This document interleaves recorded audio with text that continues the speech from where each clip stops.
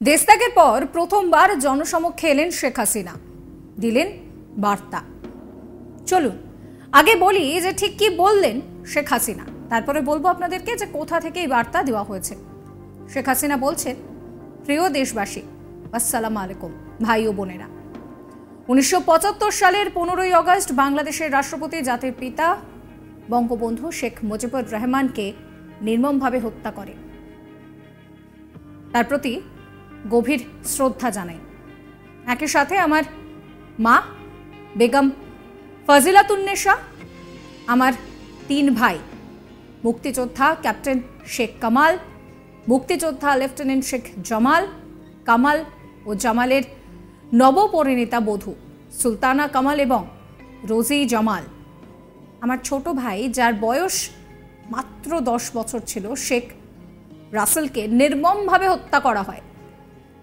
আমার একমাত্র চাচা মুক্তিযোদ্ধা পঙ্গু শেখ নাসের, রাষ্ট্রপতির military secretary brigadier Jamil Uddin, police officer Siddiqur রহমানকে নির্মমভাবে হত্যা করে।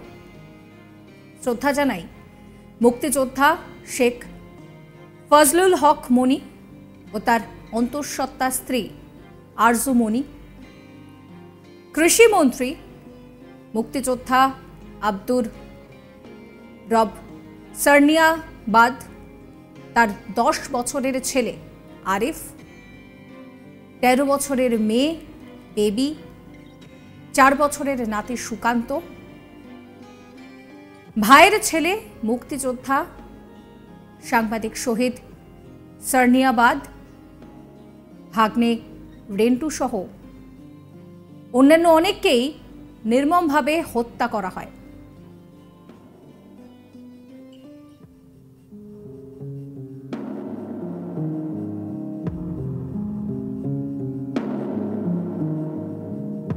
পনেরোই আগস্ট যারা শাহাদাত বরণ করেছেন তাদের সকলের আত্মার মাগফিরাত কামনা করছি এবং শহীদদের প্রতি আমার শ্রদ্ধা জ্ঞাপন করছি। গত জুলাই মাস থেকে আন্দোলনের নামে যে নাশকতা, অগ্নিসন্ত্রাস ও সহিংসতার কারণে অনেকগুলো তাজা প্রাণ ঝরে যাচ্ছে। ছাত্র, শিক্ষক, পুলিশ, এমনকি অন্তঃসত্ত্বা নারী, পুলিশ, সাংবাদিক, সাংস্কৃতিক সেবী, কর্মজীবী মানুষ, আওয়ামী লীগ ও সহযোগী সংগঠনের নেতাকর্মী, পথচারী এবং বিভিন্ন প্রতিষ্ঠানে কর্মরত যারা সন্ত্রাসী আগ্রাসনের শিকার হয়ে মৃত্যুবরণ করেছেন, তাদের প্রতি শোক জ্ঞাপন করছি, তাদের আত্মার মাগফিরাত কামনা করছি।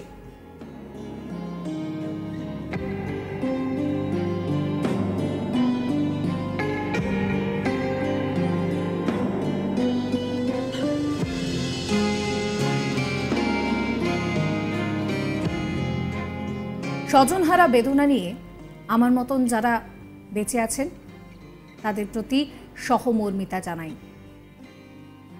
আমি এই হত্যাকাণ্ড ও নাশকতার সাথে জড়িতদের যথাযথ তদন্ত সাপেক্ষে দোষীদের চিহ্নিত করে উপযুক্ত শাস্তিমূলক ব্যবস্থার দাবি জানাচ্ছি।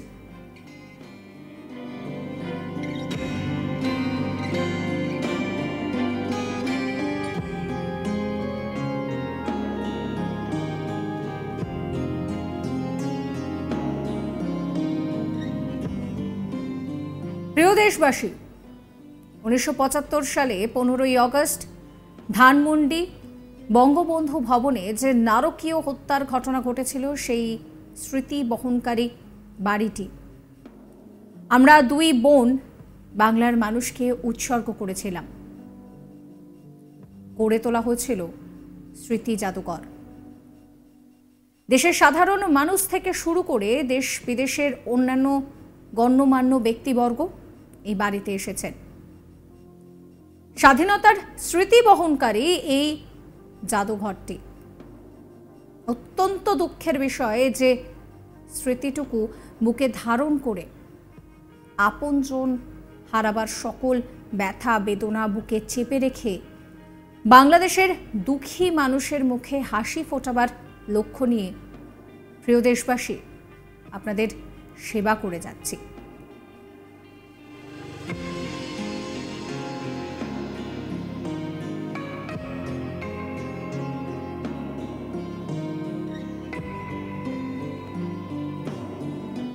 তার শুভ ফলও আপনারা পেতে শুরু করেছেন।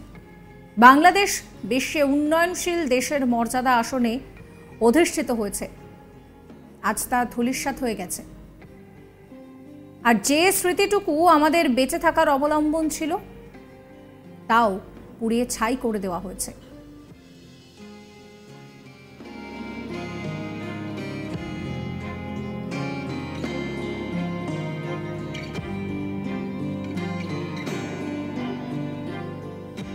চরম অবমাননা করা হয়েছে জাতির পিতা বঙ্গবন্ধু শেখ মুজিবুর রহমানের প্রতি, যার নেতৃত্বে আমরা স্বাধীন জাতি হিসেবে আত্মমর্যাদা পেয়েছি, আত্মপরিচয় পেয়েছি, স্বাধীন দেশ পেয়েছি।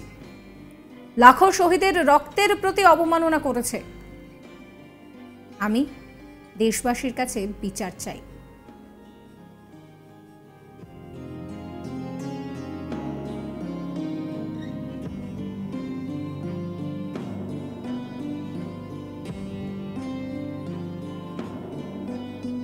প্রিয় দেশবাসী, আপনার কাছে আবেদন জানাই যথাযথ মর্যাদার সাথে ভাব গম্ভীর পরিবেশে জাতীয় শোক দিবস 15ই আগস্ট পালন করুন।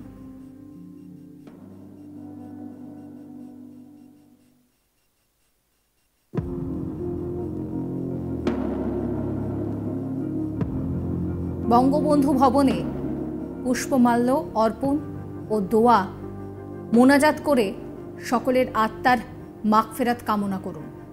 মহান আল্লাহ রব্বালু আলামিন বাংলাদেশের মানুষের মঙ্গল করুন। খোদা হাফেজ। জয় বাংলা, জয় বঙ্গবন্ধু শেখ হাসিনা।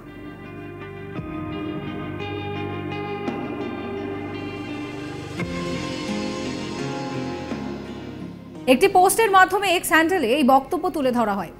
পোস্টটি করেন হাসিনা পুত্র সজীব ওয়াজেদ, আর সেখানেই তার মায়ের বক্তব্যকে তিনি তুলে ধরেছেন বিশ্ববাসীর সামনে।